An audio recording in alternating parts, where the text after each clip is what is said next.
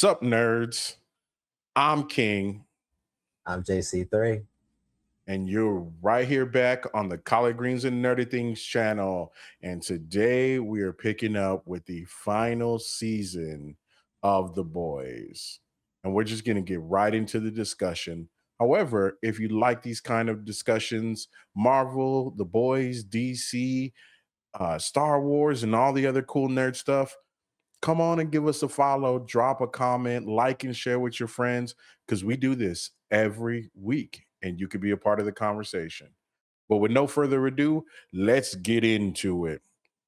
So, this season was a little different than most. One, all of us viewers knew that we were coming in for the last season of a show we all love, one of the craziest superhero shows that I think we've ever seen on TV. And this wasn't no crazier. This season, we have Butcher ready to destroy everybody and everything to just kill the soups, mainly Homelander, but he's pretty much ready to commit genocide against everybody. And Homelander has gone from trying to be a celebrity focused hero to God. Homelander 100% thinks he is God. And boy, does that put everybody in a crazy place throughout the season. And when we get things started, everyone's kind of wacky all over the place, and the boys are in jail. Yeah, our team is in jail, King. Man, yeah, Homelander's going like he's crazy going through it, man. He's making me just uncomfortable watching this whole show and just his quote unquote ascension. But yeah, just like King said, we leave with Butch ready to take out everybody, ready to take out all the soups with the soup virus. We got the gang, Frenchie, Kamiko, Huey, Mother's Milk, locked up in a Vought prison. But right now it's pretty much status quo, because eventually we know they get out, they're back with Butch, and it's kind of like them just trying to take out Homelander and stop his plan. But ultimately, the show is also about finding hope and optimism in a world that's just hopeless, per se, with superheroes that aren't really heroes. And the show really gets interesting when we focus on the heroes and even the villains, just because there's a question of whether these people are following Homelander out of true belief or just cowardice and fear. And I think that it's the latter. That's what you kind of start seeing over the course of this season is more people are actually afraid of him than believe in him. We get, a new character, Old Father, coming in, this religious leader with this kind of supersonic speaking, kind of like he's Black Bolt from Marvel. And later, as we're going along, he's trying to get him to convince people that he is God. And the reason he thinks he's God because he's having a crazy conniption or whatever it was, a hallucination, if you will, of I forgot her name, the lady that used to take care of him. And that's his own mind telling him that he's a god and he should be better. And once he gets that in his head, he is ready to do whatever it takes. And part of that is taking over the White House, outlawing certain things, changing the rules of the way that America works. It's for the audience pretty meta to kind of what's happening in the real life, except for no superpowers and our leaders can't fly. Yeah. We thought that watching Daredevil and seeing Mayor Fisk, we thought he was bad. Nah, man, like Homelander in the White House, even worse. Homelander is just he's not caring anymore about how he affects people, I would say. The more and more we see him in this season, he's just losing his patience. He's getting tired of being around these humans who he feels are beneath him. He really only will spare them if he feels like they either truly believe in him or if he pities them a little bit. And even if he pities them, he still has no problem taking them out. It's like watching this show. Anytime you saw anyone step into a room with Homelander, I was just instantly tense because you really don't know once they get in that room if they're going to make it out, just because that man can snap at literally any moment. And I loved how you mentioned Oh Father. He was a great new character in this show. We also fleshed out other characters like, but we'll flesh them out more for that matter with Black Noir, the second one. We also had the Deep, even Firecracker had her moment in this show, and she's such a despicable character. But there's episode 5, I believe, in this show where we kind of sympathize with her a little bit and given her plight. But again, the show questions whether you follow people out of just fear and cowardice, and that's exactly what she does. Even down to just bad mouthing her old pastor. And ultimately getting nothing from it. Firecracker, as a character, really ends up paying the ultimate price. And as you mentioned, we do get to flesh out her character a little bit more. They try to humanize her a little bit more when you kind of realize that she is a little more unwilling than she really realizes. She has kind of drunk the Kool-Aid, but now at this point of the story, the Kool-Aid has really gone too far. Really, I think it was a page too far when Homelander really tried to proclaim himself as a god. And that wasn't going to work for even most of the steadfast people around him.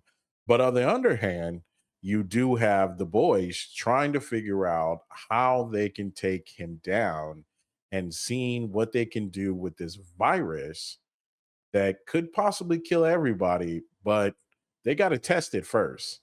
And that shit was hilarious when they're in the facility. And I forgot what that dude's name, but he is, excuse my French, for better looking a giant pile of shit that they didn't think they were going to be able to kill with Soldier Boy on the hunt. Oh my goodness. Yeah, that's one thing that this show really specializes in is even with all the serious moments, it still finds ways to make us laugh out loud, give us just very gruesome, gory moments that are stuck in our minds forever. That was definitely one of them. I would also say there was also a brutal death involving, like you said, one patient getting tested out with the virus, and like you said, it's kind of crapping all over the place. Little disgusting, but I mean, what would the boys be without that, right? And in the course of it, one thing you found out, which I didn't really think was going to be a weakness, but Homelander has a certain weakness to radiation and being trapped in there by his father, by the way, and subjugated. I didn't know if he was actually going to make it out, but since he's a titular character, I assumed he would. I was sad that he did. Honestly, ever since this season started, I've just been waiting for Homelander to get his. But that was a cool moment just to see Soldier Boy turn on him the way that he did. But honestly, Soldier Boy he was kind of one note in this season to me. Still a very good character. Love Jensen Ackles. Also, by the way, love the supernatural reunion that we got in the show. The show tried to flesh out him and Homelander's relationship a little bit. I just think it might have been a little, too late. We get to a pivotal moment in the show where Homelander is after the soup virus and Soldier Boy actually ends up getting it. And we have that moment where we feel like Soldier Boy is just going to say, F you, man, I hate you. And he actually ends up giving the virus to Homelander. Well, not the virus. He gives the, what was it? It was the original Alpha V. The Alpha V, right, right. He gives the Alpha V to Homelander in a shocking twist, even shocks Sister Sage. After Homelander gets that, now we're really in the end game. Now it's really hopeless. Now us and the team are kind of like, what are we gonna do now? I did question Soldier Boy's decision there. I know that he mentioned that he did it for the woman that they both loved at the time, Stormfront, I believe was her name. And I know he mentioned it a couple times. I still didn't feel like it was completely earned, but I accept the explanation. That was something I didn't 100% agree with. Was I didn't really think that Soldier Boy's character would actually give Homelander that alpha treatment to essentially what he knew would make him a god, just because Soldier Boy himself has the alpha version of the V. But it kind of gave us a left turn where I guess the audience is kind of left with the hopeless feeling of what's going to happen.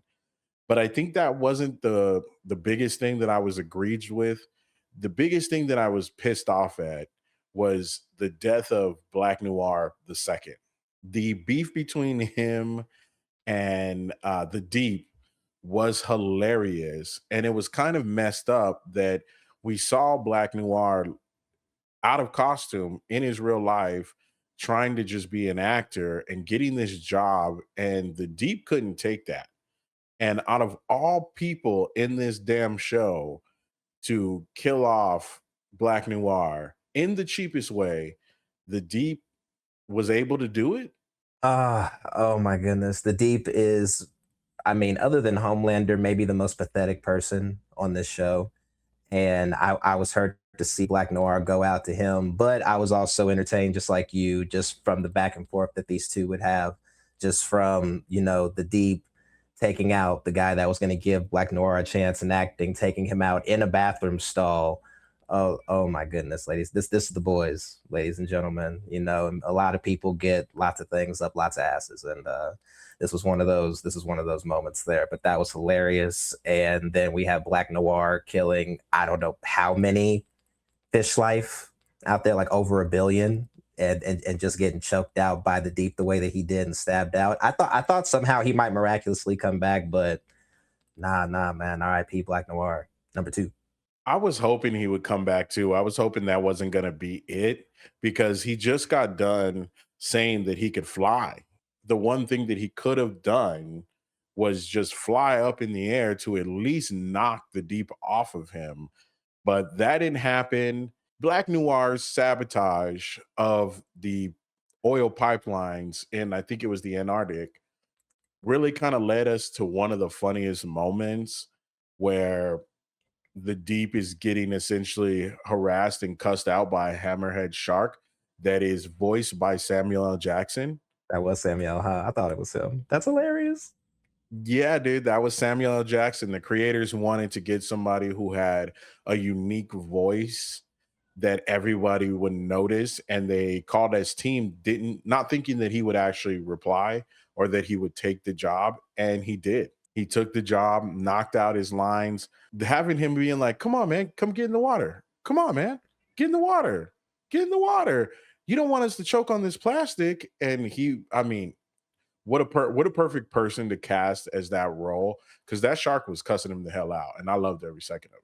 Oh my goodness, absolutely. I had to rewind that back a couple times just to make sure that was the voice that I thought it was. I'm glad you confirmed it, but oh man, yeah, that the Deep again, pathetic character.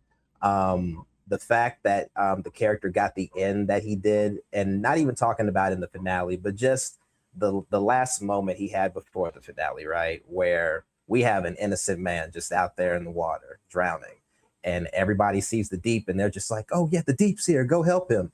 And this coward ain't doing a damn thing just because he's so worried about himself, and he lets that man drown. And I was personally laughing, not at that man, but at the Deep just cowering away because that's just who the Deep is, and that's what he deserves. Another death that was sad because this person actually got a redemption arc was A Train. We got to see A Train really come around and help the boys. He was the first kind of person to really realize that no matter what, you guys are under a thumb, and Homelander's tyrannical. He doesn't care about any of you guys. So he switched sides. But within the first episode of this season, RIP A Train. Yeah, that honestly, that first episode is what kind of let us know that, hey man, we are in the end game. This is the final season. This is one of the benefits of watching a show since season one and getting all the way to this point, just because you have callbacks every now and then to what's happened from before. And that's what we had with A Train. His death, very tragic, but it was still heroic because he came in to help the gang out. Homelander notices him. He starts running away from Homelander. And while he's running away, there's an innocent woman that's getting out of her car and heading home. And if we all remember from the first season of The Boys, A Train was a lot different. If he had to run right through you to get away from whatever he was trying to get away from, he would do it. And this time around, he doesn't do that. He avoids that woman and ends up just tripping over himself, crashing, and leaves himself vulnerable to Homelander. But even in that moment, he's defiant, man, and laughs right in the face of Homelander, calling him pathetic until the very end. That to me was a very powerful scene, and in my opinion, the best moment that A Train's had on the show. And speaking of, some of the deaths that happened throughout the show, we had quite a few celebrity cameos in the later half of the season that died immediately in the way you just explained by the speedster that lost his job to A Train. Oh my gosh. So glad you brought that up. Again, shout out to Jared Padalecki. It's great to see him on the show. Him and Misha Collins, who play Castiel on Supernatural as well. Just a full cast reunion. It was great to see him. His character was hilarious, clearly drugged up. I loved it. I loved every second of it. Even even the back and forth that he had with Soldier Boy just at the bar, that just brought me back to those good old Supernatural days, man. So that was awesome. His death was also very gruesome, man. What one boot from a superhuman can just do to you. But yeah, man, we had that, and we also had cameos from like Seth Rogen, Kumail Nanjiani. I believe there might even be one more. I think McLovin. We even had McLovin on the show, man. Like maybe wanted to put on Supernatural again. Like what are we doing? And dude who played MacGruber. McGruber. Yep, yep. That guy. Can't say I remember his name, but I know who you're talking about. I love that dude. I can't remember his name off the top of my head either, but they played they played a good part before they all got ran through. And I don't mean that as a euphemism. They literally had an A train style death of a speedster speeding right through them because Soldier Boy knew that he could trick each one of them to get in the way while he's being chased. It was a fantastic scene, but very gory. And if you like a lot of these celebrities, they all die. How did you feel about Craig Robinson? I love seeing Craig Robinson because I'm a huge fan of his. I love seeing him in it. It was sad we didn't get more of him, but he died rather quickly as well. Oh my gosh, that was so quick. But I just had to ask you about that. That was such a that was a crazy scene. I think for me the funniest death from that scene was Seth Rogen, literally like you said, getting cut in half and still being alive long enough for Jared Padalecki to snap his neck. The show's ridiculous, bro. The show is very ridiculous, and since we're on this side of the villains, the whole seven, we also had Sister Sage switch sides. That was one thing I couldn't have predicted. But of course, the smartest woman in the world had a plan that she planned to execute and is a lot more callous than what you expected her to be. Oh, absolutely. I feel like I'm glad that we got more of her in the show, considering that we did get her in the second season of Gen B and how that turned out. I still feel like she was a bit underused in this, just because by the time we figure out her true motivations, it still feels like a little bit too little, too late. I mean, don't get me wrong. I get where she's coming from. Just let the soups and the humans and everybody end each other, so she can just live in peace and read her book. But ultimately, you do sympathize with her character because you do understand why she thinks the way that she does, but you also understand why she didn't see certain events coming. She's such a calculated person, but you can't calculate love, and love is a big factor in this season. She even calls it out for herself. She fell in love with a brilliant man in Gen B season 2. We know where that turned out, and she couldn't calculate love, which ultimately is the reason why Soldier Boy gave the power to Homelander. So even in that moment, she feels useless, but ultimately she gets her happy ending because later on in the show, Kimiko, works some magic, is able to get Soldier Boy's powers, and ends up taking her powers away so she can just live happy and stupid like the rest of us. What did you think of the moment that was very invincible like of Homelander beating the hell out of Ryan? I thought it was very invincible, like King. I thought we were on our Omni Man stuff. You know what I mean? It was heartbreaking, truly. I mean, great to see Ryan back in the show and how much he's grown since the first season.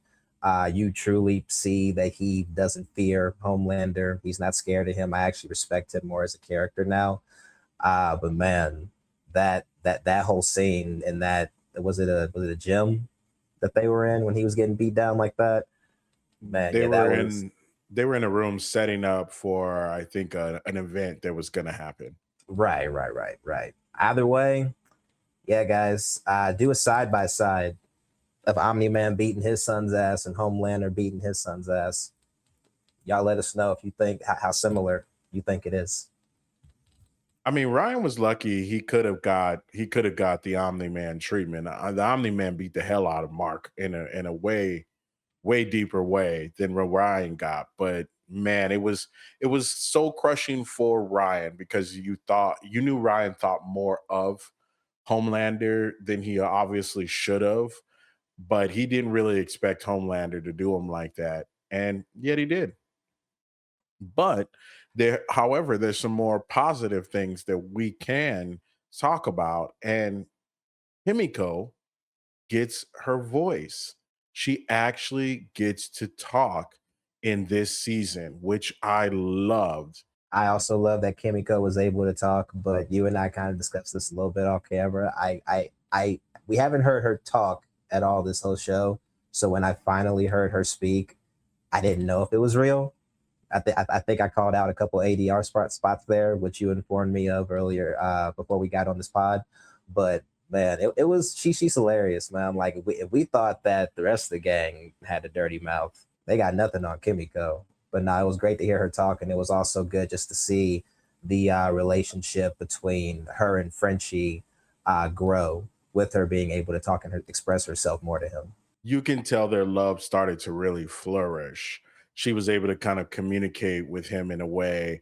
And also the funnier part was watching everyone in the group realize she could talk. And that she was as dirty mouthed as she was. And for some reason, Kimiko found her way into the porn algorithm and she couldn't get enough of it. Oh man, would you? I mean, would you be able to? I don't. I mean, I don't think I would either. We don't judge on this pod. We don't judge at all. Kimiko gotta do what she gotta do, man.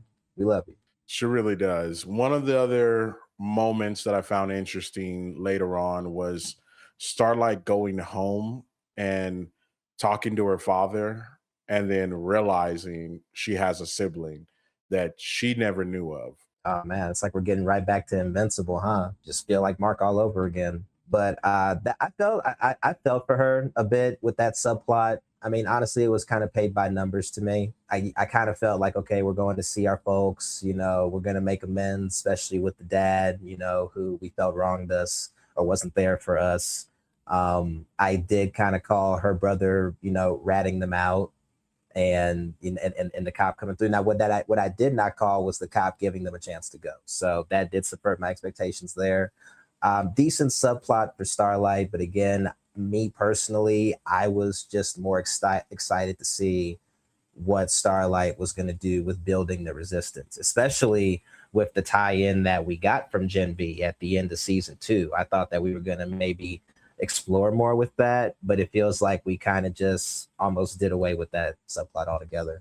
Well, since they ended Gen V, the possibility of doing a third season, they kind of just shuffled those characters off to nowhere, where they seemingly were supposed to play an important part, but now they just needed to help the rest of America, and get people out of the way. And as this sycophant was growing stronger and stronger and exerting his will over the American people, they just needed to help rescue people.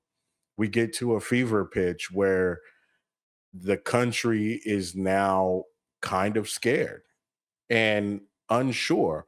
Part of them love their leader, not really, but they do. And the other part are terrified or getting put into camps or killed for being Starlight sympathizers. Yeah, and again, the longer these episodes go, the darker things get, the more hopeless things get. We mentioned some deaths already. Another major death was the death of Frenchie. Just his sacrifice was very much felt on this end. Just him willing to sacrifice himself for the mission for Kimiko.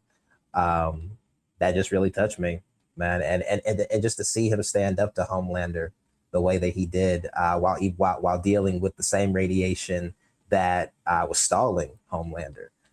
Very touching scene, man. But again, this show just goes on until we just see how far gone Homelander has come, just to the point now where he won't even try to make it seem like, oh yeah, it's gonna be a land of milk and honey once you guys join me. He's like, oh yeah, and by the way, but if you don't believe in me, I'm just gonna fillet you. I'm just gonna do you up the worst way possible. This man says that like live on TV. Like that's how much he has just grown not to care about people or this world, and it is utterly terrifying.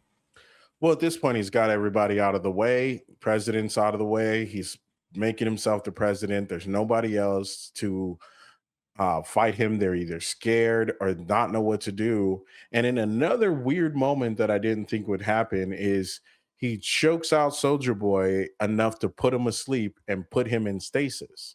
So now, even if Soldier Boy thought that he had gone too far or whatever, he was now taken off the board, getting us into essentially what will become the final battle. Yeah, and honestly, I feel like they might have done that just in case they want to use Soldier Boy for future TV shows. Because I know we're getting another spinoff after this. I forget the name of it currently, but just in case they want to use him, they could do that. I personally just thought it was pathetic to see Homelander try anything he could just to keep him, just to make him stay. But he is your just standard guy with daddy issues and any other issue that you can think of. But yeah, that leads us into the final battle, and boy, oh boy, it is a showdown to be seen. I believe we get Kimiko in there, Butcher. Am I missing anybody else? Kimiko Butcher, Starlight is doing other stuff. Huey's doing other He's stuff. doing other stuff. Yeah, it's pretty much those, a few of them Oh, that and are Ryan, Ryan. because Ryan Ryan, pops up. that's right. Ryan does show up. And surprisingly enough, they're in the White House, in the Oval Office, having one of the craziest battles that we have probably seen on this show so far. But one of the things you notice during this is Homelander is really getting hit and he's really getting hurt, and the tide is turning on him in a way he didn't expect. Yes, yes, because our people, our gang, have come up with an emergency backup plan like only the boys can do. And that is expose Kimiko to the same radiation that Soldier Boy was exposed to all those years ago in an effort to give her his powers. They succeed, which allows Kimiko to blast Homelander with her powers, rendering him powerless. And right afterwards, ladies and gentlemen, we have probably, arguably, the most satisfying moment in this whole show when we are seeing our gang, again, Kimiko, Butcher, and Ryan, beat the holy hell out of Homelander to the point where Homelander is sniveling and crying like a little, pardon my French, baby bitch. And I loved every second of it while it was on live TV. He is an absolute baby back bitch. And you're right. This was still broadcasting on national TV. He's pleading, he's trying to do whatever he can not to be killed. And we won't tell you on this podcast what he was saying or offering, but he was doing whatever he could to not die. And the most satisfying thing we've ever seen was finally they get to end his life. And brutally, might I add, but wonderful to see that Homelander is dead. Homelander is gone via crowbar to the dome. Thank you, Butcher. Apparently, that's also comic book accurate as well. So if that's the case, thank you very much, Amazon. Appreciate you, Prime. That was the most, yeah, I'll say it. I think that was the most satisfying death that I've ever seen on the show. To have such a despicable character that we have had to put up with for 5 years now, and he's only gotten worse and worse, down to thinking he's an actual god. And man, again, this some of this show was a bit of an uncomfortable watch for you, boy, just because of everything that they were doing, everything he was doing to convince people of that or try to convince them. So finally seeing him meet his end, it gave me so much joy. I agree. I wasn't sure that they were even gonna do that. Actually get rid of him, and I'm really glad they did. And after that, the world kind of gets to breathe for a minute and things seemingly kind of get back to a not so status quo, but status quo. It's hilarious that Ashley says she won't go. She's still going to stay on as the president. And then hours after that, Congress votes to impeach her and remove her from office. So I love that little detail that she thought she was going to be able to stay on as president, but you can't be president during the Homelander regime. People are going to hate you forever. And then, of course, a little earlier in this season, Stan Edgar, who played a little significant part, but not enough to really go on about, returns as the CEO of VOT, kind of saying he's going to clean things up, which we know they're still going to be doing dastardly stuff because they did a lot of effed up stuff during Dan Edgar's tenure. But it's good to see Giancarlo back in there, and it's good to see him back on top. Oh yeah, absolutely. And I can't believe I'm saying this, but shout out to Ashley Barrett, because I think that she was one of the best comedic reliefs of this show. There's a little bit in the show where, because she has psychic powers, ladies and gentlemen, and with this being the boys, one of the ways that she's able to have those psychic powers is she has a second base face, sorry, on the back of her head. So like just her body humor in one particular episode just made me laugh out loud so hard. So shout out to Ashley Barrett. Again, like you said, Stan Edgar back in control. Hopefully that means we see him in future installments in this universe of the boys. But great to see him back. Can't wait to see what he does later on. Which brings us to the ending of the show. And one thing that we knew, Butcher has took things a little too far. And I don't think he was going to be satisfied with just Homelander's death because he wanted to get rid of all soups. Somebody else would take Homelander's place eventually.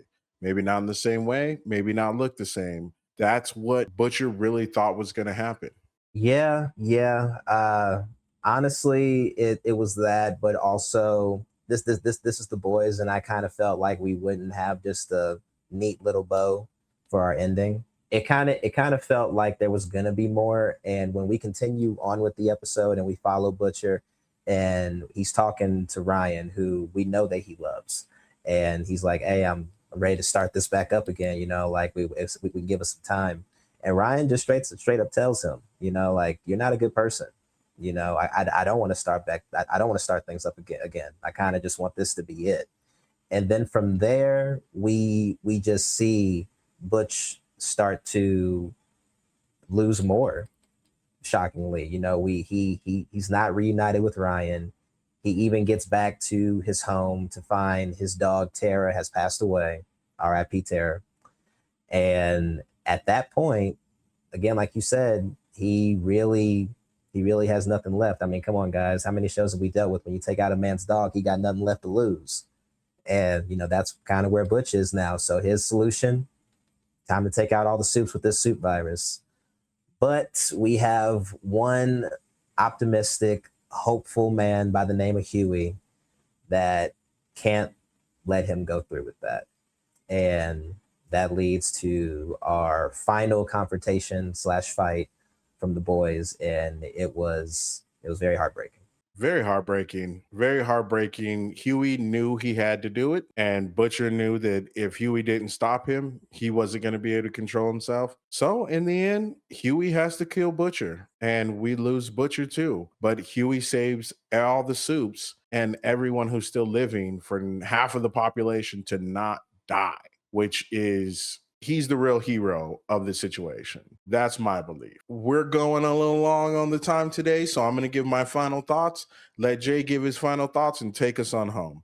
I think overall, for this to be the series finale, it was satisfying. I really enjoyed it. I don't necessarily want to give it a number value, but it was very high for me. I really enjoyed this show. I think they can do more in this universe.